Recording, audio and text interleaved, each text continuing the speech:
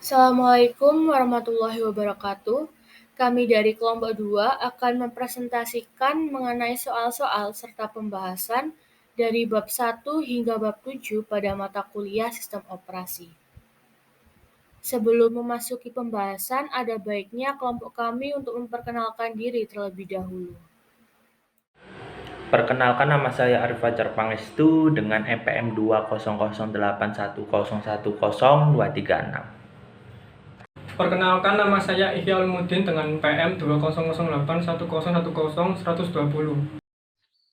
Perkenalkan, nama saya Juli Cahya Prayoga, NPM 200810810122. Perkenalkan, nama saya Harith Hakim dengan NPM 20081011080. Perkenalkan, nama saya Srifat Muwati Yunisar dengan NPM 2008 1010 125.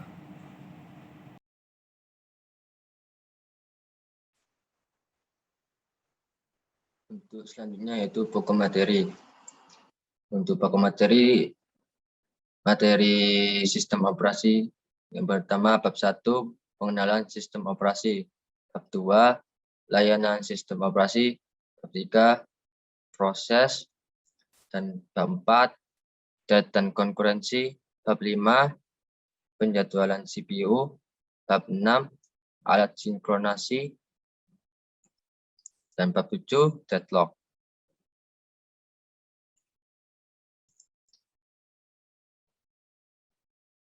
Selanjutnya yaitu bab 1 dengan judul pengenalan sistem operasi.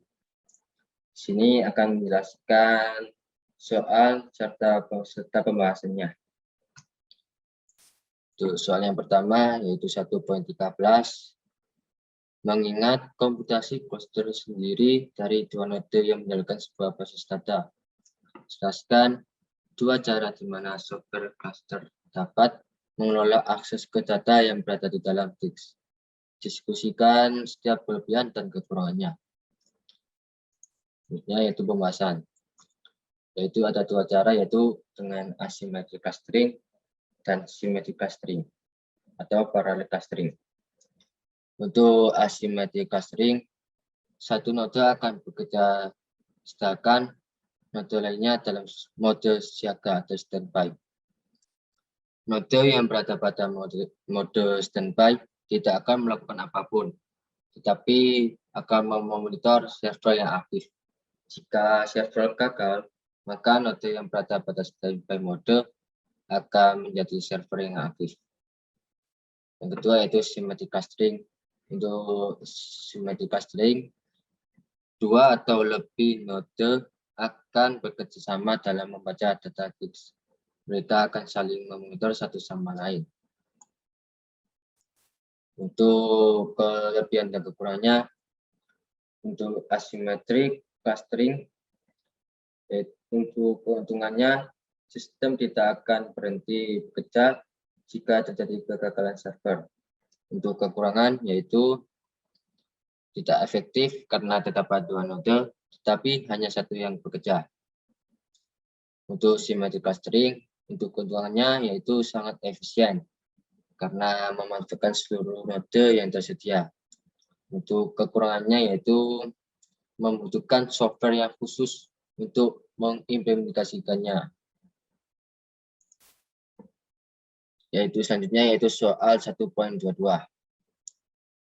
Jelaskan mekanisme untuk menegakkan perlindungan memori untuk mencegah program memodifikasi memori yang terkait dengan program lain.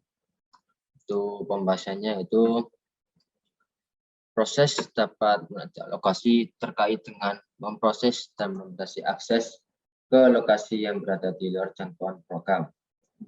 Untuk informasinya mengenai sejauh mana memori program dapat dipertahankan dengan menggunakan register base dan limit, serta dengan dilakukannya pemeriksaan untuk setiap akses memori yang disebut sebagai memori virtual. Dan setiap proses yang berjalan di komputer akan mengira aplikasi yang memiliki akses ke beberapa semua RAM. Dalam kenyataannya, ia memiliki akses ke sebagian kecil ke alamat lokasi di RAM, tetapi beberapa lokasi. OS akan menggunakan tabel untuk menghitung fisik dalam RAM dari alamat yang diminta oleh proses itu.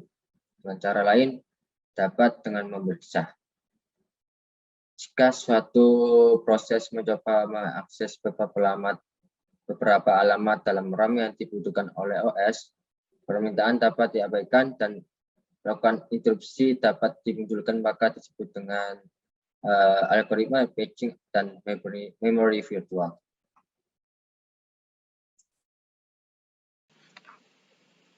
Berikutnya pada bab 2, yaitu layanan sistem operasi. Pada latihan soal 2.10, jelaskan 3 metode umum untuk melalui parameter ke sistem operasi. Jawabannya yaitu sistem call menyediakan antarmuka antara program yang sedang berjalan dengan sistem operasi. Sistem call biasanya tersedia dalam bentuk instruksi bahasa assembly. Pada saat ini banyak bahasa pemrograman yang digunakan untuk menggantikan bahasa assembly sebagai bahasa pemrograman, sehingga sistem call dapat langsung dibuat pada bahasa tingkat tinggi. Terdapat 3 metode yang umum digunakan untuk melewatkan parameter antara program yang sedang berjalan dengan sistem operasi, yaitu ada yang pertama, melewatkan parameter melalui register, menyimpan parameter pada tabel yang disimpan di memori dan alamat tabel tersebut dilewatkan sebagai parameter di register. Yang terakhir, push atau penyimpanan parameter ke stack oleh program dan pub atau mengambil isi stack yang dilakukan oleh sistem operasi. Selanjutnya pada soal 2.13, apakah mungkin bagi pengguna untuk mengembangkan bahasa perintah baru menggunakan antarmuka panggilan sistem yang disediakan oleh sistem operasi? Jawabannya, dapat dimungkinkan. Pengembangan sebuah command interpreter yang terdapat dalam OS atau sistem operasi. Command interpreter memungkinkan user untuk membuat dan mengelola proses serta menentukan cara berkomunikasi. Ada beberapa kondisi untuk membuat perintah di command interpreter, seperti membuka file input yang dilindungi mengaksesnya, karena semua fungsi ini dapat diakses oleh pengguna tingkat pengguna menggunakan panggilan sistem.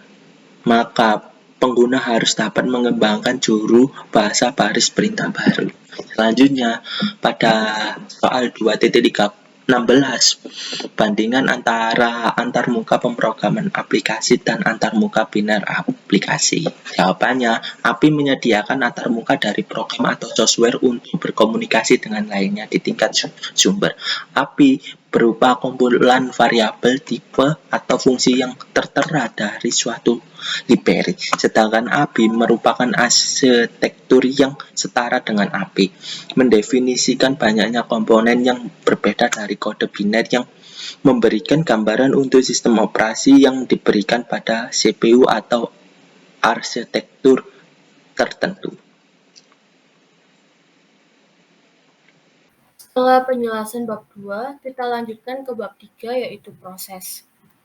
Untuk soal pertama, yaitu soal nomor 3.9, buat sebuah proses pohon yang mirip dengan gambar 3.7 untuk mendapatkan informasi proses untuk sistem Unix atau Linux. Gunakan perintah PSAL, gunakan perintah -ps untuk mendapatkan informasi lebih lanjut tentang perintah PS. Task Manager pada sistem Windows tidak menyediakan ID proses parent, tetapi alat monitor proses tersedia dari technet.microsoft.com menyediakan alat proses tree. Berikut ini merupakan gambaran dimaksud dari soal 3.9. Di sini saya akan menjelaskan terlebih dahulu mengenai proses tree yang tadi. Sebagaimana yang telah digambarkan pada gambar 3.7, yang merupakan tipikal ilustrasi pohon proses pada sistem operasi Linux, bahwa selama eksekusi, suatu proses dapat membuat beberapa proses baru. Masing-masing proses baru ini pada gilirannya dapat menciptakan proses lain, sehingga membentuk pohon proses. Sebagian besar OS mengidentifikasi prosesnya menurut pengidentifikasi proses unik atau bit, yang biasanya berupa bilangan bulat. PIT memberikan nilai unik dari setiap proses dalam sistem dan dapat digunakan sebagai indeks untuk mengakses berbagai atribut dari suatu proses di dalam kernel. Berikut ini merupakan gambar yang mirip dengan gambar 3.7 tadi. Penjelasan dari gambar yang tadi yaitu setelah sistem di-boot, proses sistem D membuat proses yang menyediakan layanan tambahan seperti web extends, web content, JDM, dan sejenisnya. Pada gambar yang saya buat, kita melihat anak dari sistem D, yaitu main thread yang telah ditetapkan dengan PID 2228, GDM3 dengan PID 746, dan GNOME-TIR dengan PID 1712. Main thread telah membuat dua proses, yaitu web extends dengan PID 2276 dan web content dengan PID 2348. Sedangkan proses GDM3 bertanggung jawab atas GDM sesi dengan PID 1157 yang bertanggung jawab atas GDM access dengan PID 1197 yang bertanggung jawab atas XORG dengan PID 1202 serta proses GNOME-TIR yang bertanggung jawab atas PS dengan PID 61181. Kita lanjut ke soal kedua, yaitu soal 3.11. Termasuk proses initial parent, berapa banyak proses yang dibuat oleh program pada gambar 3.32. Untuk program pada gambar 3.32 telah saya tuliskan, dapat dilihat di layar, yaitu include stdoh, include unistd.h, in main, in i, for i sama dengan 0, i kurang dari 4, i++, fork, dan return 0.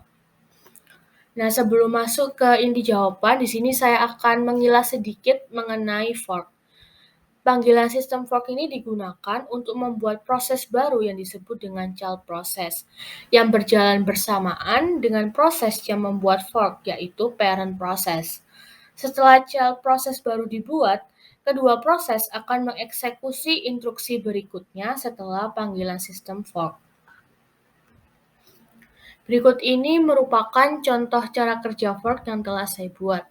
Karena diketahui nilai i sama dengan 0 dan i kurang dari 4, sehingga pengulangannya ada 4, yaitu 0, 1, 2, dan 3.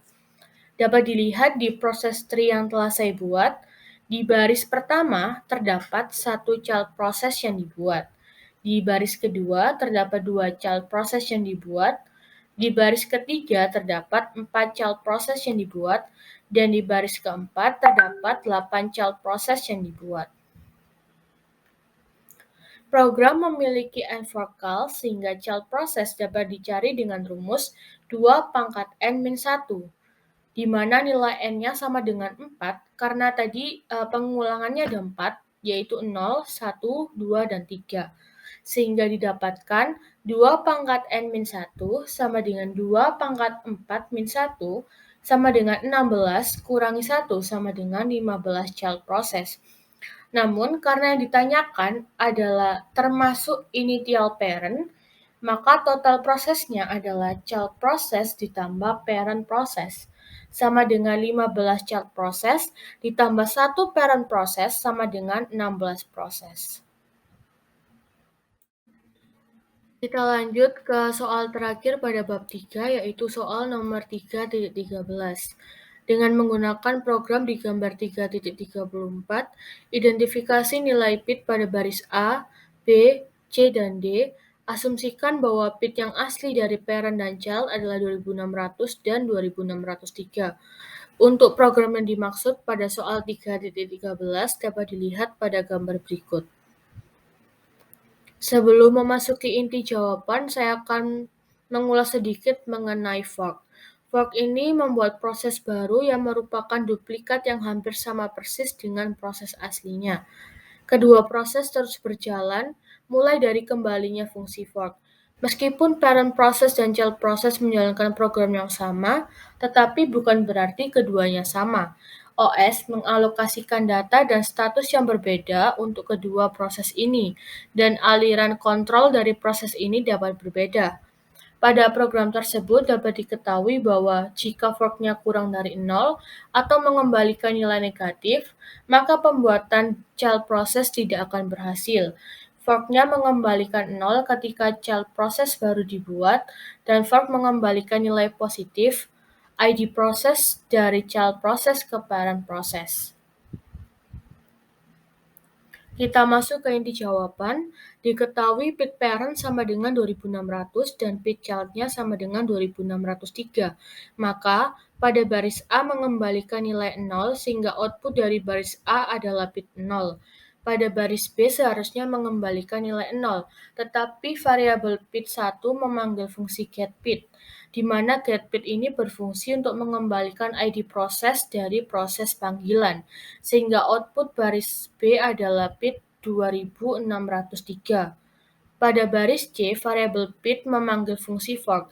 Proses dibuat dan akan mengembalikan ID child, sehingga output baris C adalah pit 2603. Lalu pada baris D, variabel pit 1 memanggil fungsi getPit.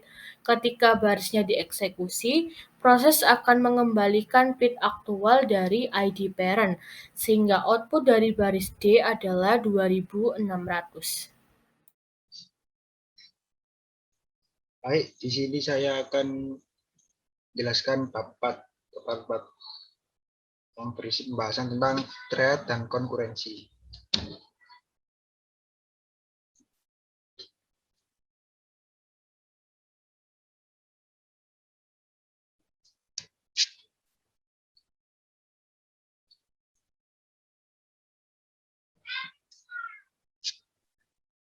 Soal 4.9. Dalam keadaan apa solusi multithread menggunakan beberapa kernel thread memberikan kinerja yang lebih baik daripada solusi single thread pada sistem prosesor tunggal? Pembahasannya atau jawabannya, ketika sebuah kernel thread mengalami page fault pada proses multithread, kernel thread yang lain dapat diaktifkan untuk menggunakan waktu interleaving, sedangkan pada proses single thread tidak akan mampu melakukan tugas apapun ketika sedang mengalami page fault. Oleh karena itu, jika sebuah program sering mengalami page fault, maka multithread akan memiliki kinerja lebih baik daripada single thread. Dalam aplikasi paralel, seperti operasi perkalian matriks, sehingga bagian matriks yang berbeda dapat dikerjakan secara paralel atau bersamaan. Selanjutnya soal 4.12. Di bab 3 kita mendiskusikan browser Google Chrome dan praktik membuat setiap tab baru dalam proses terpisah. Apakah keuntungan yang sama akan tercapai jika Chrome telah dirancang untuk membuka setiap tab baru di thread terpisah? Jelaskan. Penjelasannya atau pembahasannya yaitu keuntungan yang sama tidak akan tercapai karena Chrome telah dirancang untuk membuka setiap situs web baru di thread terpisah, karena tujuan membuka setiap situs web dalam proses terpisah membuat aplikasi web di situs web mogok dan hanya proses render yang terpengaruh. Namun proses browser dan proses render lainnya tidak terpengaruh karena banyaknya thread yang dipegang oleh proses yang sama. Thread apapun yang macet akan menguasai seluruh proses. Soal 4.15. Tentukan apakah masalah berikut menunjukkan tes atau data paralelisme. 1. Gunakan thread terpisah untuk memasukkan thumbnail untuk setiap foto dalam sebuah koleksi. Yang kedua, transpose matriks secara paralel. Yang ketiga, aplikasi jaringan di mana satu thread membaca dari jaringan dan tulisan lain ke jaringan. Yang keempat, aplikasi penjumlahan array fork join. Jelaskan di bagian 4.5.2. Yang kelima, sistem pengiriman Grand Central. Penjelasannya, yang pertama, menggunakan thread pisah untuk menghasilkan thumbnail untuk setiap foto dalam sebuah koleksi termasuk data paralelisme. Yang kedua, transport matrix secara paralel menggunakan data paralelisme. Yang ketiga, aplikasi jaringan di mana suatu thread membaca dari jaringan dan tulisan lain ke jaringan menggunakan tes paralelisme. Yang keempat, aplikasi penjumlahan array for join yang dijelaskan di bagian 4.5.2 menggunakan data paralelisme. Yang kelima, sistem pengiriman Grand Central termasuk tes paralelisme. Baik.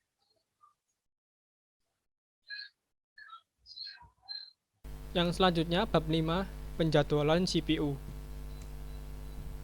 Yang pertama soal 5.12. Diskusikan bagaimana pasangan kriteria scheduling berikut ini bertentangan dalam pengaturan tertentu. A. Utilisasi CPU dan waktu respons. B. Waktu penyelesaian rata-rata dan waktu tunggu maksimum. C. Pemanfaatan perangkat input atau output dan CPU. Berikut pembahasan dari soal 5.12. Untuk A. Utilisasi CPU dan waktu respon. Utilisasi CPU akan meningkat jika overhead yang terkait dengan pengalihan konteks diminimalkan, tetapi dapat mengakibatkan peningkatan waktu respon untuk proses.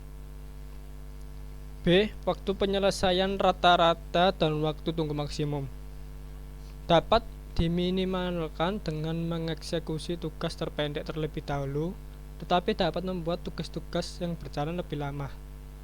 Yang terakhir, C. Pemanfaatan perangkat input-output dan CPU dapat dimaksimalkan dengan menjalankan tugas terikat CPU yang berjalan lama tanpa melakukan saklar konteks. Yang selanjutnya, soal 5.16. Sebuah variasi dari round robin scheduler adalah round robin scheduler regresif. Scheduler ini menetapkan setiap proses kuantum waktu dan prioritas. Nilai awal kuantum waktu adalah 50 mili-detik. Namun, setiap kali sebuah proses telah dialokasikan CPU dan menggunakan seluruh kuantum waktunya tidak melokir untuk I/O, 10 mili-detik ditambahkan ke kuantum waktunya dan tingkat prioritasnya ditingkatkan. Kuantum waktu untuk suatu proses dapat ditingkatkan hingga maksimum 100 mili-detik. Ketika sebuah proses diblokir sebelum menggunakan seluruh kuantum waktunya, akan berkurang 5 mili-detik, tetapi prioritasnya tetap sama. Jenis proses apa yang cocok untuk round robin scheduler? Proses ini terkait CPU dan terikat I/O. Jelaskan. Pembahasan 5.16. Scheduler ini akan mendukung proses terikat CPU karena mereka memiliki kuantum waktu yang lebih lama serta peningkatan prioritas setiap kali mereka menggunakan kuantum sewaktu penuh. Scheduler ini tidak memberikan penalti terhadap proses yang terikat I/O karena kemungkinan akan memblokir I/O sebelum menghabiskan seluruh kuantum waktunya, tetapi prioritasnya tetap sama. Yang terakhir di bab 5 soal 5.20. Manakah dari algoritma scheduling berikut yang dapat menyebabkan starvation? A. Pekerjaan pertama dikerjakan terlebih dahulu. B. Pekerjaan terpendek lebih dahulu. C. Usulan.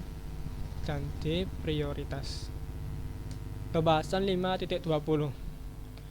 Poin B dan D atau B. Pekerjaan terpendek dan prioritas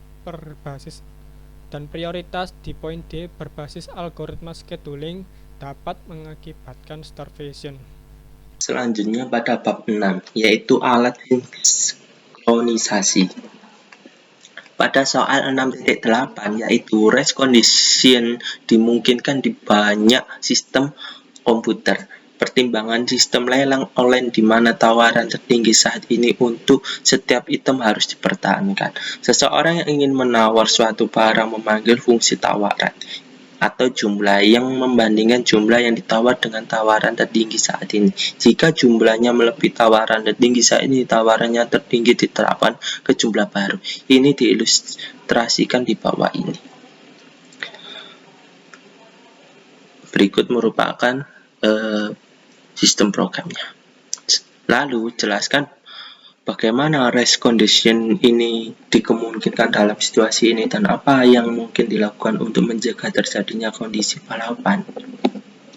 Jawabannya yaitu kondisi race condition adalah suatu dalam menjalankan proses secara bersamaan, mengakses data kecepatan yang sama, konsistensi, atau item data, hasil atau eksekusi tergantung urutan postikual di mana pernyataan dieksekusi berikut cara mencegahnya, yaitu double amount sama dengan 0,0 lalu void bit di dalam fungsi itu terdapat double amount lalu terdapat sebuah percabangan di mana amount harus lebih besar dari hit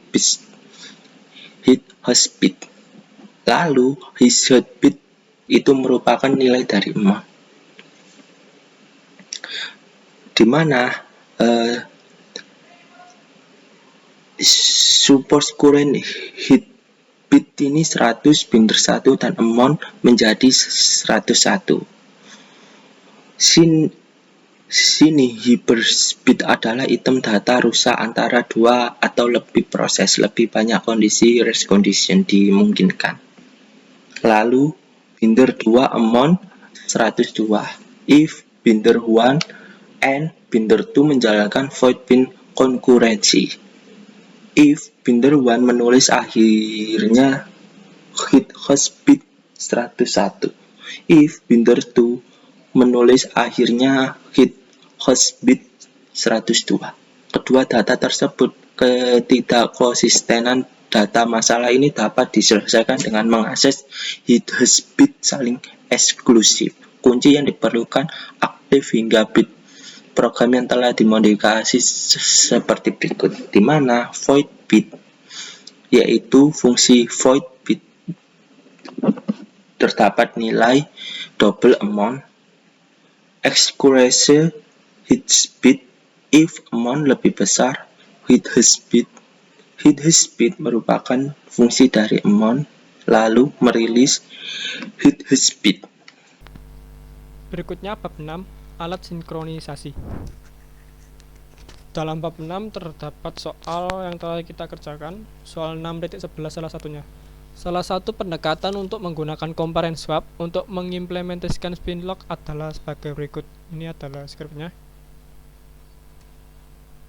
Pendekatan alternatif yang disarankan adalah dengan menggunakan idiom compare and swap yang memeriksa status lock sebelum menjalankan operasi compare and swap. Alasan dibalik pendekatan ini adalah untuk memanggil compare and swap hanya jika lock saat ini tersedia. Strategi ini ditujukan sebagai berikut. Berikut adalah skripnya.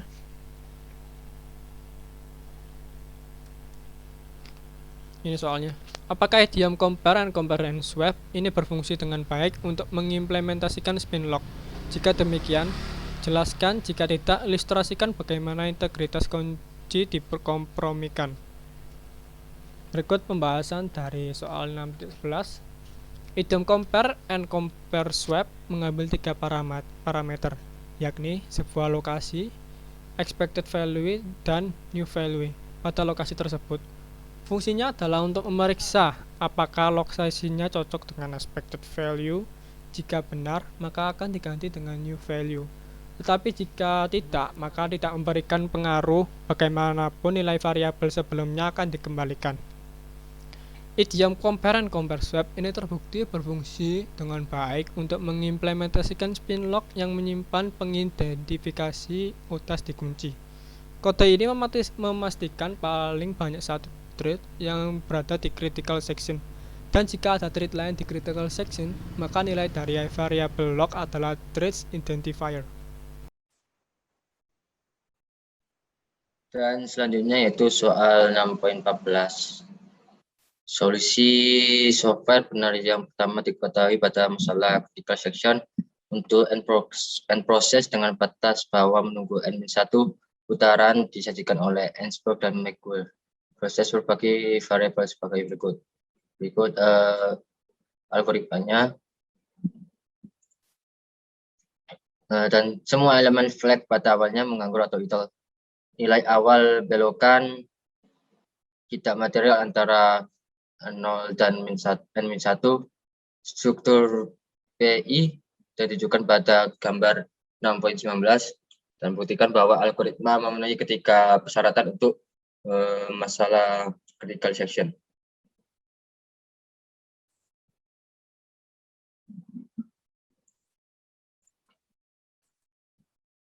Dan untuk pembahasannya yaitu algoritma ini sudah memenuhi 3 kondisi. Sebelumnya untuk menunjukkan bahwa ketika kondisi sudah terpenuhi, di sini akan menjelaskan singkat tentang apa yang dilakukan algoritma untuk memastikan pengecualian bersama. Dan ketika sebuah proses memerlukan akses bagian kritis,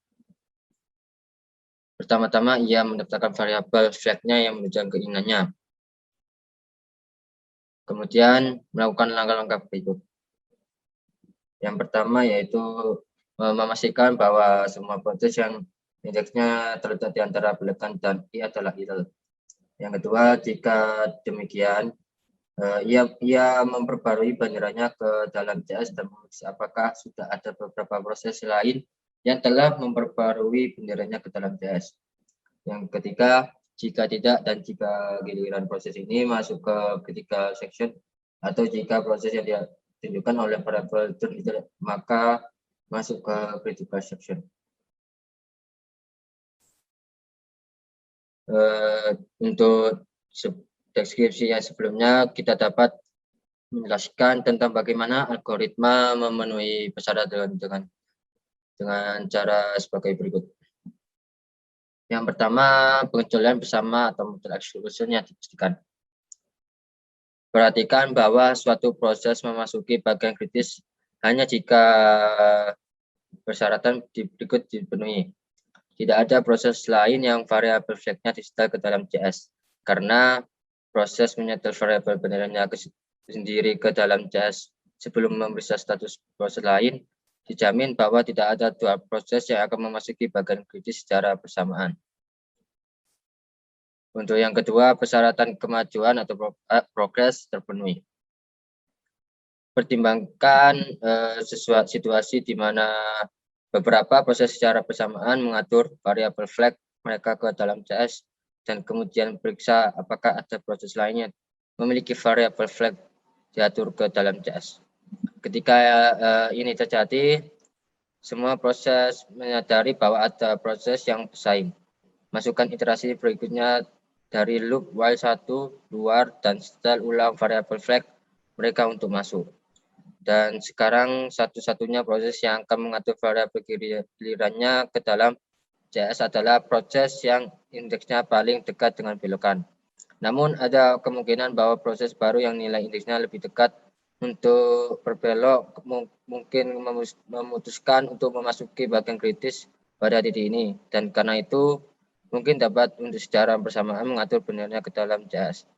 Proses-proses ini kemudian akan menyadari ada proses yang bersaing dan mungkin memulai kembali proses memasuki bagian kritis. Namun pada setiap iterasinya, nilai indeks dari proses yang mengatur variabel flag-nya ke dalam JS menjadi lebih dekat ke belokan. Dan akhirnya kita mencapai kondisi berikut. Hanya satu proses, misalkan katakanlah K, variabel K, menetapkan benderanya ke dalam JS dan tidak ada proses lain yang indeksnya terletak di antara belokan dan K telah menetapkan benderanya ke dalam JS. Proses ini kemudian masuk ke critical section. Untuk yang ketiga yaitu persyaratan menunggu terbatas persyaratan menunggu atau bounded waiting terbatas terpenuhi. Persyaratan menunggu terbatas dipenuhi oleh fakta bahwa ketika proses K ingin memasuki bagian kritis, benderanya tidak lagi disetel ke idle. Oleh karena itu, setiap proses yang indeksnya terletak di antara belokan dan K tidak dapat memasuki bagian kritis. Dan sementara itu, semua proses yang indeksnya berada di antara belokan dan K dan keinginan untuk masuk ke bagian kritis memang akan masuk ke bagian kritis karena sistem selalu membuat kemajuan. Dan nilai belokan secara monoton menjadi lebih dekat ke K. Akhirnya, baik belokan menjadi K atau tidak ada proses yang nilai indeksnya terletak di antara belokan dan K, dan oleh karena itu proses K masuk bagian kritis.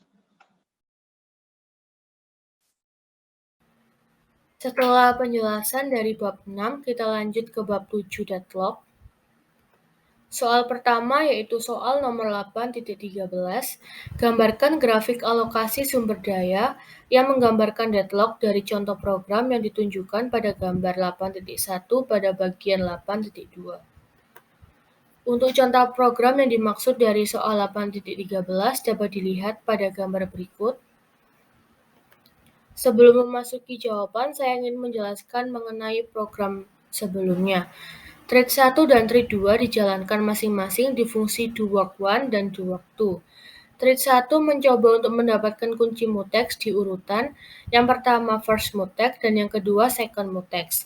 Dan di saat yang bersamaan, thread 2 mencoba untuk mendapatkan kunci mutex juga di urutan yang pertama second mutex dan yang kedua first mutex. Sehingga ada kemungkinan deadlock terjadi jika thread pertama memperoleh first mutex, sementara thread 2 memperoleh second mutex. Dari penjelasan berikut, contoh deadlock yang saya gambar dapat dilihat pada gambar berikut. Untuk first mutex dan second mutex-nya saya notasikan dengan persegi panjang, dan fungsi doWork1 dan doWork2-nya saya notasikan dengan lingkaran.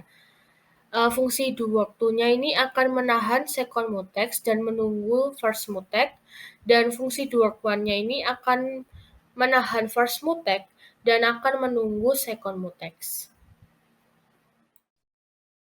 Baik, di sini saya akan melanjutkan penjelasan dari teman saya. Yang kedua, soal 8.16. Contoh program yang ditujukan pada gambar 8.1 tidak selalu mengarah ke deadlock. Jelaskan peran dari CPU scheduler dan bagaimana dapat berkontribusi dalam deadlock di program ini. Jawabannya, CPU scheduler berfungsi untuk memilih pekerjaan dalam antrian yang sudah siap dan memberikan kendali CPU untuk memproses dengan bantuan dispatcher. Kontribusi CPU scheduler pada deadlock seperti penomoran sumber daya dan memintanya cara berurutan, yaitu total exclusion dan membatasi proses untuk memiliki sumber daya lagi. Soal 8.19. Bandingkan skema circular wait dengan berbagai skema deadlock avoidance seperti algoritma Baker yang berhubungan dengan masalah berikut, yaitu A. Runtime overhead dan B. System throughput. Bandingannya, runtime overhead akan meningkat karena biaya monitoring alokasi sumber daya saat ini, dan sistem throughput juga akan meningkat karena skema penghindaran yang memungkinkan sistem untuk cegah deadlock yang dapat dihentikan.